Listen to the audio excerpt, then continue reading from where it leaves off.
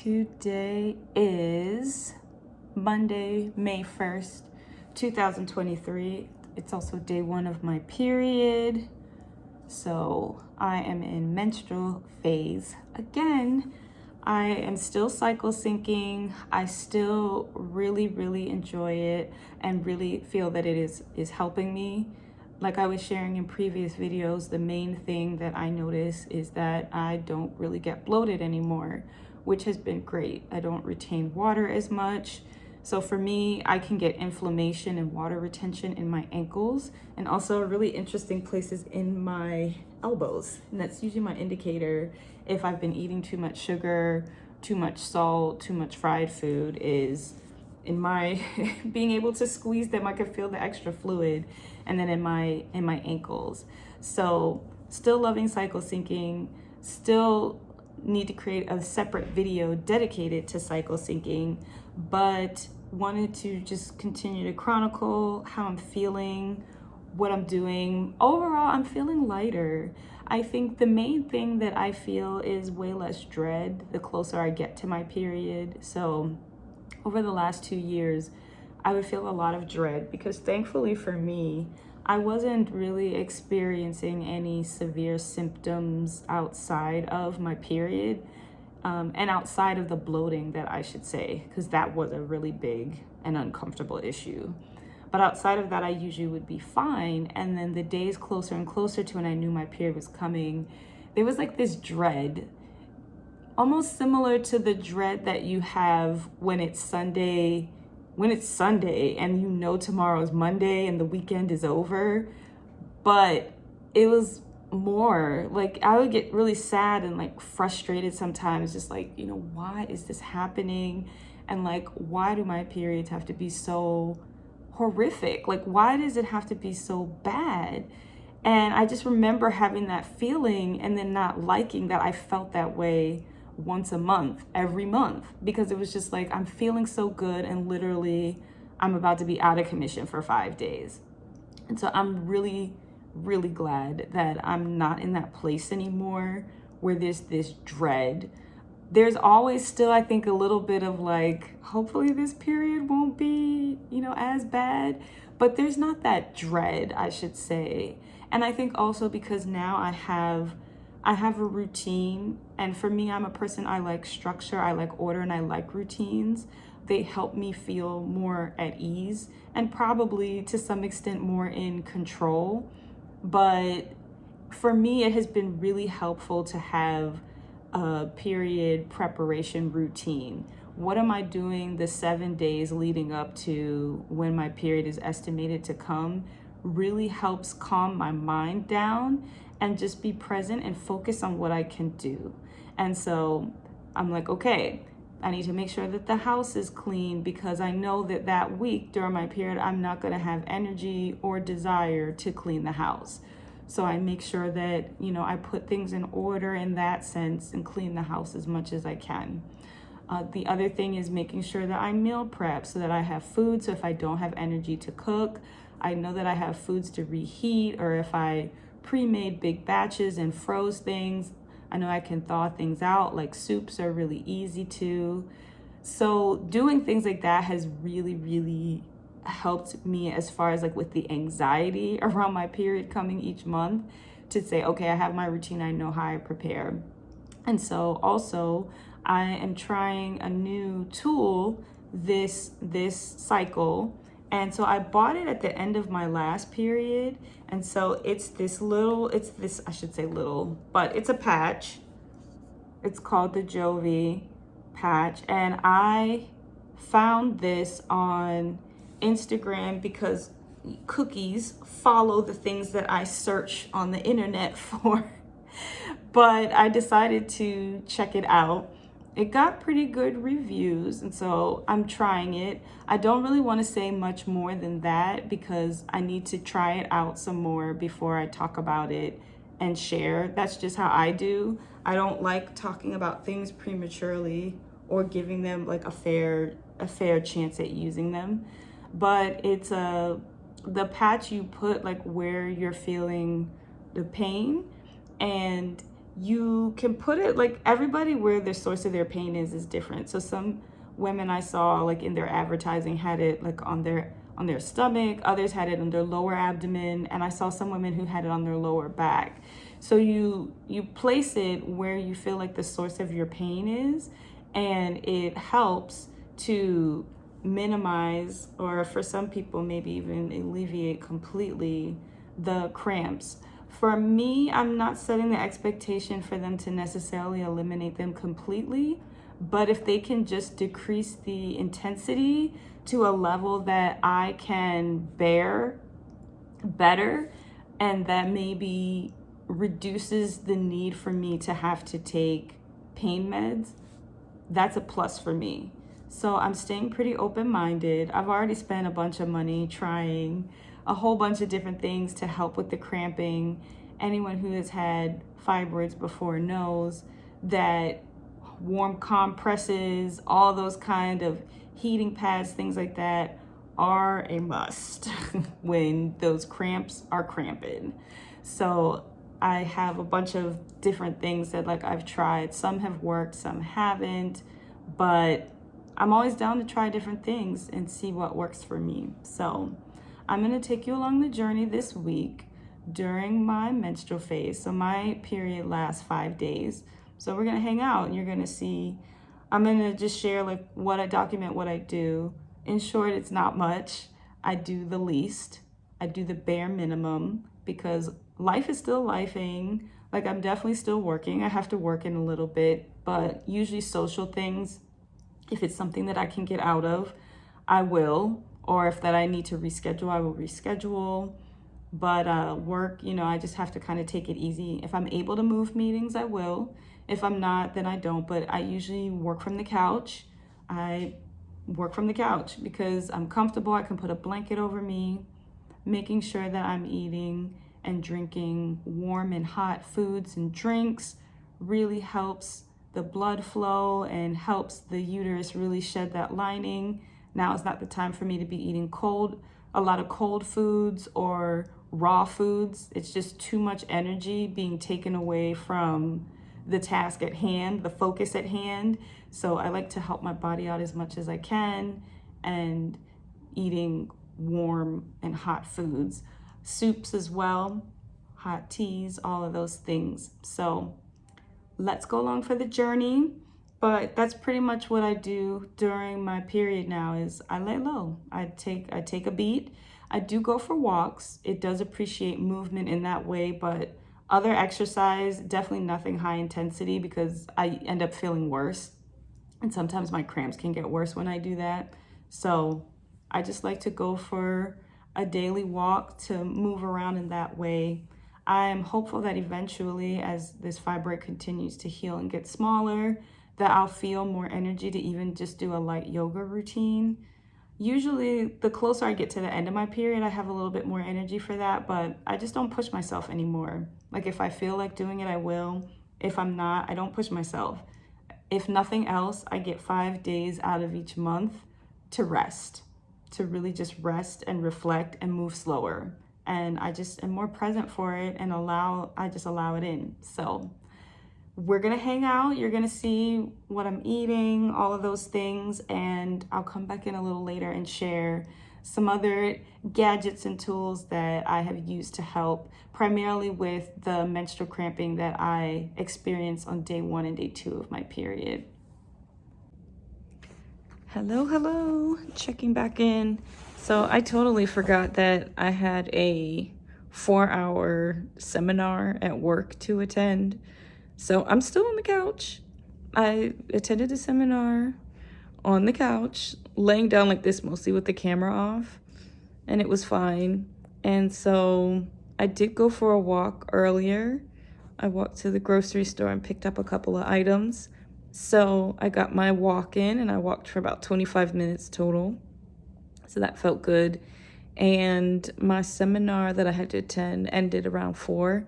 And I made the executive decision that I was done working for the day. So I am just going to take it easy and just rest the rest of the evening. I have some soup that I'm going to heat up. It's frozen. If you remember the last vlog that I did, I put some soup that I had made that has like mushrooms and wild rice and things in it.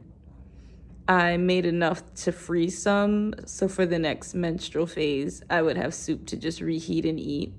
So I'm just gonna put that in the pot and eat that a little bit later, but doing my best to stay hydrated and just moving slow, being present for just moving slow and resting today. So I'm gonna close that out for today, and I'll see you guys tomorrow. So I'm coming back in really quickly with an update. I did end up taking an Aleve around 6:30 because I noticed even with the Jovi patch that the intensity of the cramps was a little bit more and it was making me slightly uncomfortable. So I did take an Aleve. However, this still feels like a win for me because I only took one Aleve today when typically I would take 2. So I'll take whatever wins I can get. So I feel much more comfortable now, and Aleve lasts for 12 hours, so I won't have to reassess if I need to take some more tomorrow until around 6 a.m. in the morning. And yeah, so I wanted to come back in here and just share that I did take an Aleve, and I'm glad I did. I feel a lot better. I feel more comfortable, and I'll be able to sleep really good tonight because I won't be in pain. Good morning.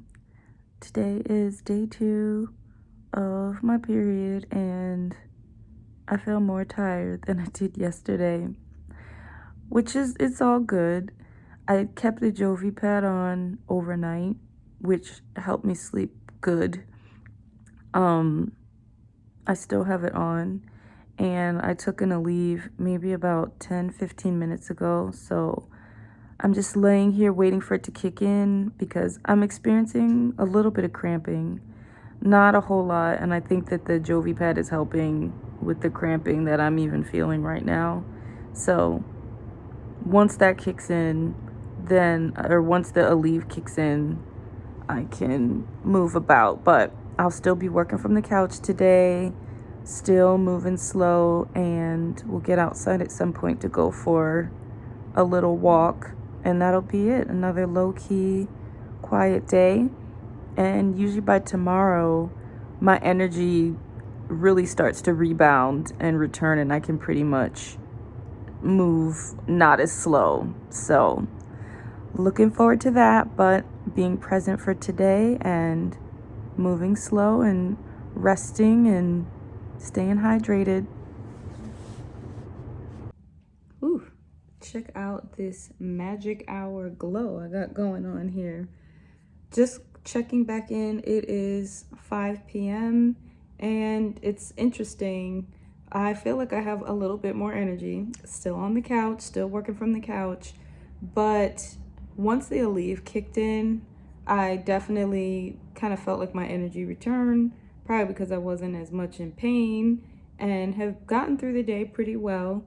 No distractions by pain or anything like that. So again, continuing to take it easy. Tomorrow, usually day 3 is when I really turn the corner. All my energy returns. I feel like I want to exercise and move my body even more again. So looking forward to that, but I think I'm going to close out today with that. Nothing foundational happened. Still have the Jovi pad on. Still liking it and thinking that it's definitely helpful and a good supplement to add with the Aleve and helping me potentially not have to take as much Aleve. So that's it until tomorrow. Good morning. It is day 3 and my energy has returned to me. I can already tell, like I just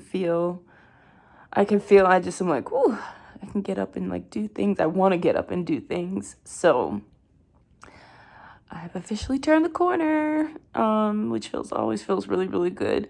But yesterday actually wasn't as bad as I thought it was gonna be. I only had to take one Aleve, which is a definite win. Usually on day 2, I have to take 2 Aleve. throughout the whole day, throughout the 24 hours. So I only had to take one, and I felt pretty good.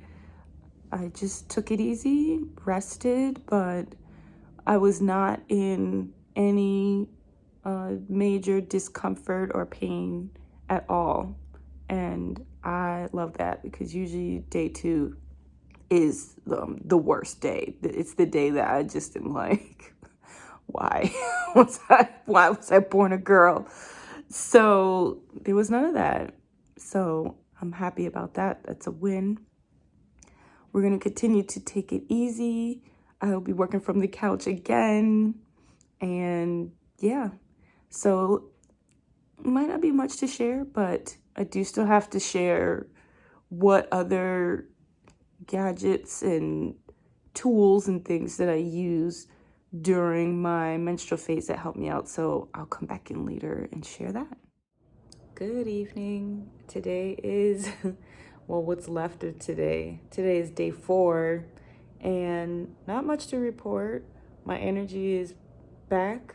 I was at it, doing my thing. I did still work from the couch, but like no fatigue or anything like that. So yeah, we're back. So I have one more day. Usually day 4 and day 5 are pretty uneventful, no pain or anything, and not, as far as the flow is not heavy. Tomorrow there will be like next to nothing. There will be next to nothing, but I still count it as a day. But yeah, until the next cycle, this is it. Hello, happy Friday. It is also day 5. We made it. So feeling good, feeling great. All my energy is back. It's so sunny. It was cloudy earlier. I may go for a run later. But another cycle down, another period down. So feeling good, feeling great. And I'm just closing this out. So thanks for hanging out with me during my menstrual phase, and just seeing how I do. As you can see, it's not very eventful. I really just take it easy. I stay home for the most part, unless there's something I really absolutely have to do and be out for, but it's just the time to move slow and take it easy. Yesterday I did do like a mini restorative yoga flow for like 5-10 minutes. I'll probably do the same, and then after today, back at it like I never left. So I'll be back to weight training. I'll be running, all my usual physical activity and high intensity that I like to do. So thanks for hanging out. Until the next one, stay flying, stay flourishing. Hello everyone. I'm Alana, Flying Flourishing here, closing out this vlog and sharing some different tools that I like to use when it comes to pain management, especially on the first and second day of my period when my menstrual cramps are the most intense. And so it's a few days now after my period has ended, so you can see all my energy is back, my skin is glowing more, my hair is done, all of those things. So I'm just sharing what works for me, and maybe they'll work for you or you'll want to research them. But please excuse this zit that decided it wanted to be front row and center on my face. Anyways, so I'm going to share, I guess these are like my top three things that are go-tos now that are really helpful. So I'll share what I perceive as the pros for them, why I like them, but also like the cons, the trade-offs for them. So I'm going to start with number 3 of the top 3, and that is these disposable heating patches by a brand called Lola. And so I got these online. I'm not sure if they sell them in physical store locations. I live in New York City. I haven't seen them, but that doesn't mean that they're not around. And so when you order them, I think you have an option of getting either a 3-pack or a 5-pack. They aren't cheap. I'm trying to remember the exact cost, but I think it was like around $20 or $30 for three of them. So, do with that what you will. When you are at a place that I am, I'm just so desperate sometimes to find things that will help give me relief. I'm willing to try things and see. And so, what I also like about these is that these are really easy to travel with. You can just put a few in your bag, especially if I know I'm going to be out of town when my period is either happening or it may start. These are really good to bring with me.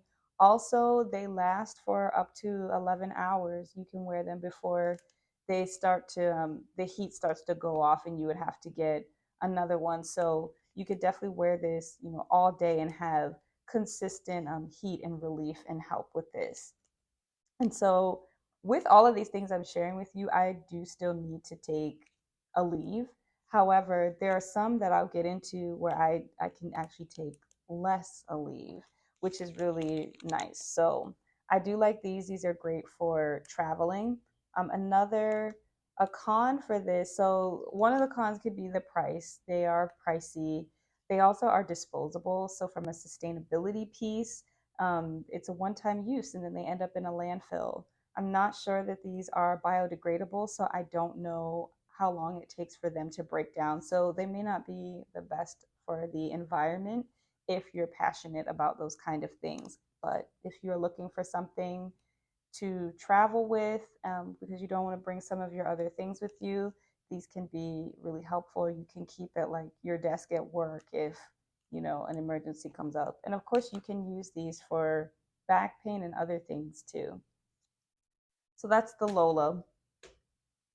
The next thing that I really like, so my second favorite is this is a rechargeable heating pad. And I like this because from a sustainability standpoint, obviously this lasts longer. It's not disposable. It also gets very hot.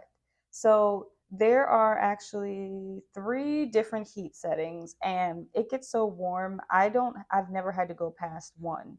Anything past one is too hot. And sometimes, even though this is a microfiber fabric on the back, so this is what would go against your skin, sometimes I still will put this on over my underwear because it gets really hot. So I think that that's a plus, is that it is effective and it heats up really fast. Basically, the minute you turn it on, you can feel the heat. It doesn't take any time to warm up. This one sometimes you have to give it a few minutes, like maybe 10 to 15 minutes to really significantly heat up. Whereas this, the minute you turn it on, you can feel the heat.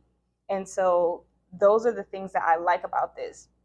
The cons about this, or the trade offs, is the charging time and the duration. So, a safety feature on this is that it doesn't stay, it auto turns off after 30 minutes. And I know that that's to keep you safe, because back in the day when people had heating blankets and stuff, they were leaving them on, they were falling asleep, they were burning themselves, they were burning their houses down, like all this stuff. So I understand that. However, when you are in a lot of pain, you need that heat to stay on. And so you have to, every 30 minutes, you have to turn it back on, which for some people is probably not that big of a deal. For me, sometimes I'm just like, ugh, I got to turn it back on. So it doesn't stay on more than 30 minutes at a time. It also doesn't hold a charge for more than 2 hours. So if you have to turn this back on every 30 minutes, that means you can turn this back on 4 times before the charge is gone and you have to recharge it. So the other piece of that is that the charging time takes hours. It takes longer than the 2 hours that you get from heating it. So, because of that, I actually have two of these so that when the charge runs out of one, I can charge it and pull the other one and apply it back on. Because when you're having a lot of consistent pain, you will feel bad waiting for this to recharge to put the heat back on. This was about $30 or $40. I got it on Amazon. There are tons of different brands. This one is Yeman, I believe is how you say it. They have different colors, but this is a good investment and it lasts. From a sustainability piece, it's not disposable. And so if you take good care of it, this can last you for a few years. So it's worth the price. And then my top favorite is one that I've been talking about through this whole vlog now is Jovi. And so why I like Jovi is because it's a signal relief pad. So you probably can't see it on here. This is the back of it. But if you were to hold this up to the light, you can see like all these different indentations in the pad. And what that is they are detecting pain receptors in your body, like at the source. Oops, I just hit the top of that, the mic.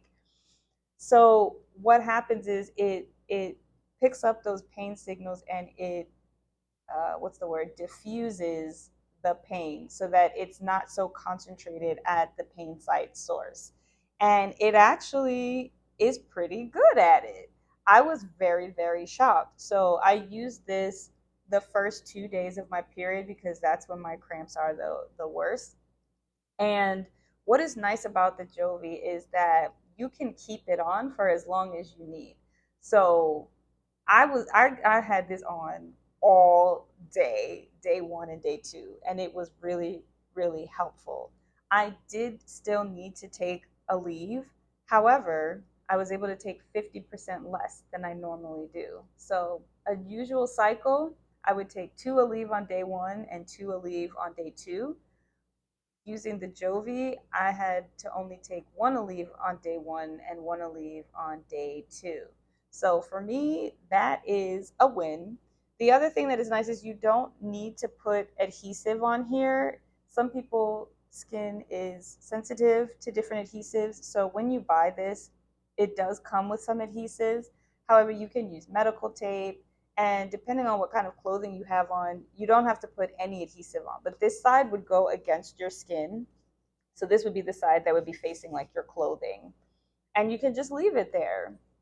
And so my goal eventually, as I continue healing, is to continue to decrease the amount of pain meds that I need, and that this would help me get through those cramps day one and day two.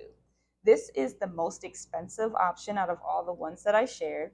The Jovi cost me around $130. However, if you take good care of it and you keep it clean, it will last you for over a year.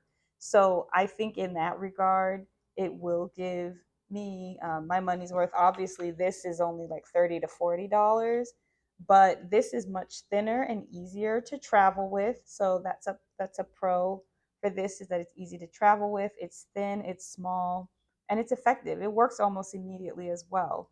You do sometimes have to kind of move it around your body to see where exactly your pain site is. And for some women during their menstrual cramps, their pain site is actually like their lower back.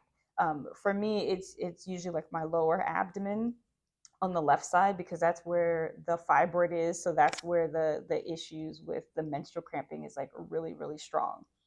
But really like it. And so I guess that would be probably the one con, is just accessibility, is the price is high. Some people may not have the money to invest in this. Another pro though is sustainability. It's not disposable, and so you do get a lot of uses out this before you dispose of it. So you get over a year before you have to purchase another one.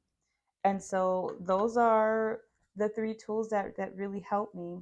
Like I said, with all three of these, I do still have to take pain meds, but the Jovi so far has shown me with it, I don't have to take as much pain medicine, which is a big plus, and just really helped my day one and day two be a lot more pleasant than usual. So that's it. Thank you for hanging out with me on another period. I'm going to come up with some other content because I'm not sure you want to just see me every time I'm on my period, but we're out here.